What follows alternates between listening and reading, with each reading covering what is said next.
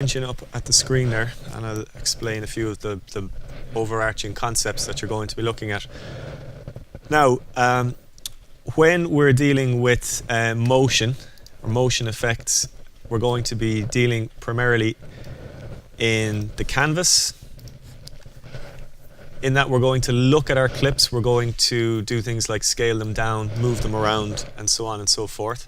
And we're going to be loading them up in the viewer, and we're going to be popping into a motion tab. And the motion tab might be new to some of you, maybe not so new to other people. It's fairly simple and straightforward. It's where you adjust the properties or the spatial properties of video clips and animate those changes in properties along another view of your timeline here. Now, a few things that you need to set up before you get started. First of all, in the canvas, you need to have the overlays set from image to image plus wireframe. The wireframe is what you're going to be picking up, moving around and changing properties physically in here in the canvas. And each of those changes that you can do here using your wireframe view of your video can also be changed in a much more exact way here in the motion tab. So you can think about the changes that you're making as being mirrored in the canvas and the motion tab. They're just two different ways of accessing properties of the video clips. Now, another thing that you need to understand, I suppose, when you're playing around with moving clips around the canvas is the idea of coordinates. What you're going to be doing is you're going to be changing where the center point of a piece of video sits, and in doing so moving it. So that's the way Final Cut Pro looks at it. It says, okay, what are the coordinates of the center point of this video? And if you move that off in one direction, you'll see that those coordinates change. So you just need to know how Final Cut Pro looks at coordinates compared to other programs that you might be familiar with, like Flash. Final Cut Pro takes the very center of the canvas as 0, 0. So there's a theoretical vertical and horizontal axes that converge in the center at 0, 0. And as you move to the left, you're moving negatively along the x-axis. As you move up, you're moving negatively on the y-axis, and conversely, if you're moving down, you're moving positively on the y, and if you move from to the right, you're moving positively on the x. So just think about the numbers becoming positive as you move to the right and or down, and negative as you move to the left and or up, with 0, 0 being at the center. So if you're working with a piece of HD footage, for example, in this case we're dealing with HDV, we're working with video footage that's 1440 pixels across by 1080 pixels high. So we know that if we type in a certain number, because of the size of our video, it's going to move that video to a certain place. Our sequence, which our canvas is based on, is also a piece of video essentially with coordinates. Okay, so at this point, our center point is at 0, 0, so we know that the video is perfectly centered. Now let's say I change that to minus 720, which is half of 1440. It's going to move that center point of the video all the way over to the left-hand side. Let's say I change the y coordinate to minus 540. And it's going to pop that center point of the video clip up to the very top left-hand side of the canvas. So it's mapping that anchor point there, the center point of the video clip, to a particular coordinate. Now I'll undo that. Now, actually, what I should have said before you do anything, when you're working with motion effects, you're best off to change your interface layout from standard to 2-up. 2-up rearranges all of your panels so that you have plenty of space to look at the canvas and you have plenty of space to look at the motion tab. Generally speaking, you're not going to have a very long portion of your edit that you're working on when you're doing motion effects. They're often going to be stacked vertically as opposed to put end to end on the timeline. So 2-up is a good way to be looking at your interface to give yourself plenty of what you would call screen real estate. Now, just zoom in so I can see what I'm doing now a little bit clearer. Right, so that's the first instance of changing something's property. Now, you can change a number of things here in the canvas. You can click and drag any point around here, not on the corner points or that center point, and you'll see that the arrow cursor turns into a four-way pointing arrow, which means that you can click, drag, and move in any direction. So if you want to move something, you can do it manually in there. Now what you can also do is set your background to black if you don't want to be looking at checkerboards. And you do that in your overlays. Now that's what you'll actually render. That's what you'll see when you export it. Now the other things that you can do is you can catch the corner points of your clip and you can bring them in to scale. Hold down Shift to unlock the aspect ratio.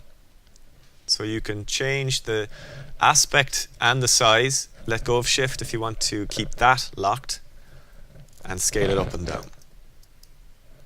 Just undo that. By hovering over any of the edges, you can rotate.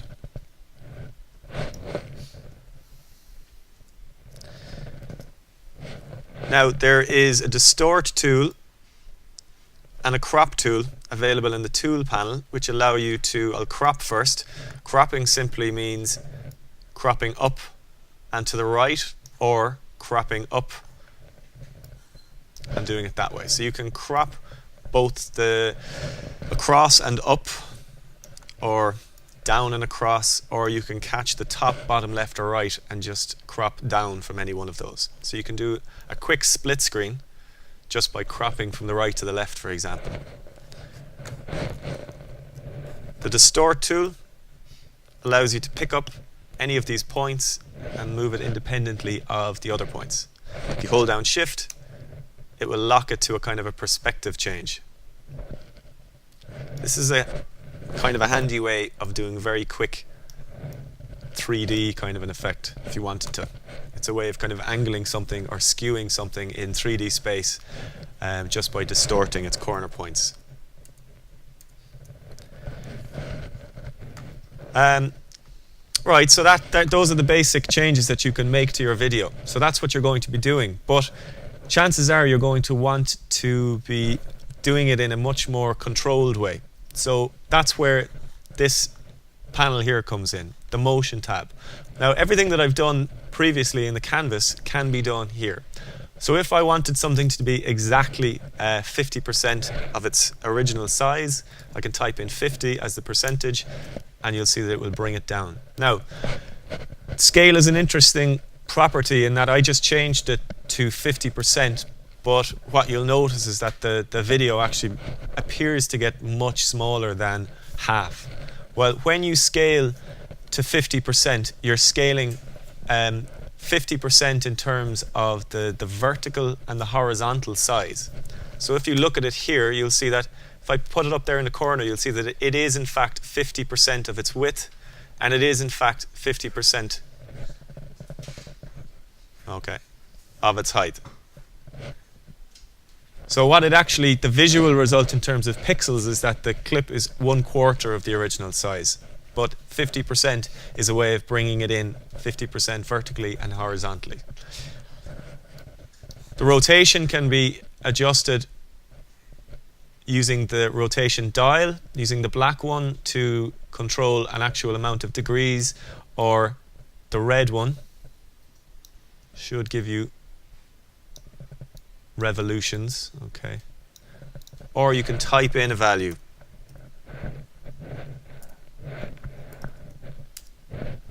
And do it in an exact way like that. Now, the center point is just going to allow me to move the clip to a place on the canvas. Now, you can type in a value, or you can get your crosshairs here and actually click where on the canvas you want that point there to match up to. So if I click that button there and then click over here, for example, it will move the video to that point. I'm going to skip the anchor point for a moment to go down to crop. Crop is fairly self-explanatory. You crop from the left, the right, top and bottom, and when you have cropping done, you can adjust the softness of your cropped area as well. Now, opacity will allow you to fade down. That you can't change out on the canvas. And distort allows you to change the position of each of these corner points relative to their original position. So if I change the upper left from -720 to 0, for example, it will pull that left top corner right over into the center. All right, so there's basically lots of ways that you can approach this. Those are the tools and the motion tab that allow you to do it. Now, at any point, if you've created an effect that you want to undo, you can just go up to the red X to reset any of those properties. Now, basic motion, when you reset that, it will reset all of your scale, rotation, center, and anchor point. And that will set everything back to scratch, and then your crop and your distort, etc., will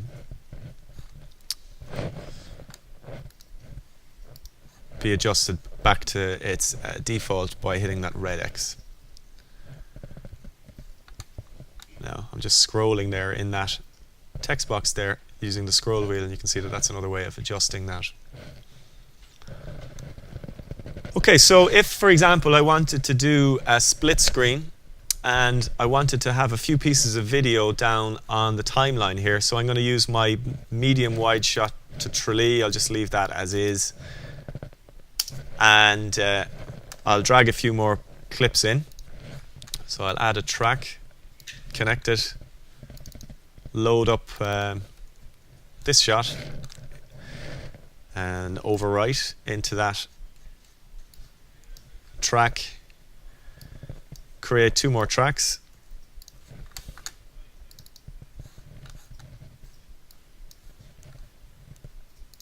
Now you can see what I'm doing. I'm just using my 3-point edit buttons here.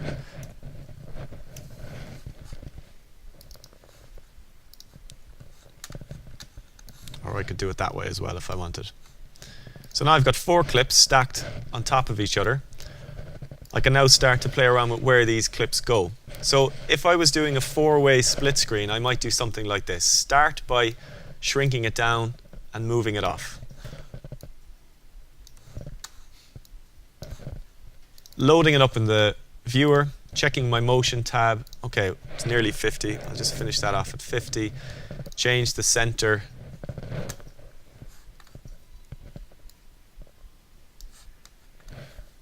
And line that up perfectly. So I want this to go, let's see now, 720 divided by 2 is -360. And 1080, 540, 270, -270. So you can see what I'm doing there. I'm just going through all of those different basic mathematics to see, okay, well, if I divide the height of my clip by 2, that's where I want the center point to be. Does that make sense? Now I know the number values that I need. I can just load these clips up and I can say, okay, well, I want this one to be 360 and I want this one to be at 270, I think it was, and I want it to be at 50% scale, and it matches it up perfectly down on the bottom. Get the next clip. This time I want this one to be at 360 -270. Change the scale to 50, and that just leaves the last clip.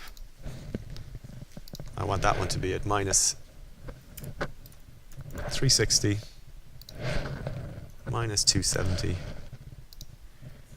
and a scale, no, I want that to be 270. Scale it to 50.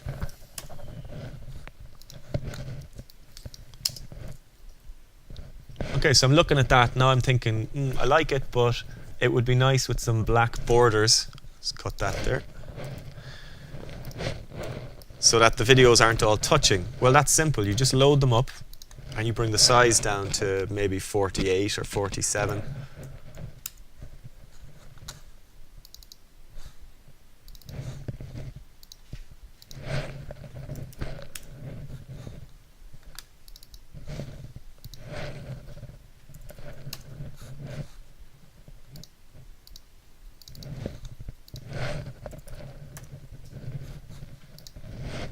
Okay. Right. So this is using those properties to change where things are on the canvas. Now the next step with this is to start animating. Now animating in Final Cut Pro is much like animating in any other package like Flash, where you use keyframes. Now before we get into the keyframes, just to show you how this is going to work. Now the way I'm going to do it is I'm going to use this timeline up here. Now you'll see that what you have there is you have two synced up playheads, one in the motion tab, one on your timeline. So all of this represents all of this. You can see a light gray area indicating where there are clips and the dark gray area where there are no clips. So I know that my clip starts here, goes to there. Now what I want to do is I want to leave these split screen. Then what I'm going to do is I'm going to animate, let's say the surfer shot, up to full screen, full size, and I'm going to get rid of all the other clips. Right. I'll load up my surfer castle in background. Now, what am I going to change if I want this to go back into full screen centered? Sorry? Position and scale, exactly. And the position is represented by the center point. So I'll keyframe by clicking on the keyframe button here. My center, I'll keyframe the scale. Now I'll play that down the timeline a small bit. And place another keyframe on scale and another keyframe on center. Now I'm going to center it just by tapping in 0, 0. And bring that back up to 100. Pull the playhead back along there. That's looking exactly as I want it. And what I might do just before that scales in, so just before it starts to scale in, what I'm going to do is I'm going to blade each one of my other clips and do a simple cross dissolve out. Now when you have a cross dissolve or any kind of a transition, if you want to copy it onto another clip, just hold down Alt, drag it down and let go.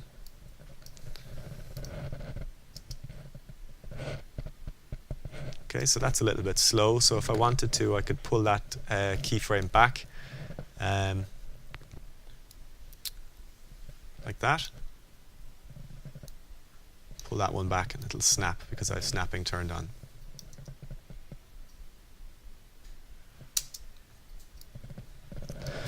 Now when you have keyframes laid down, it's very important that you're careful about changing properties and the exact position on the timeline that you do that.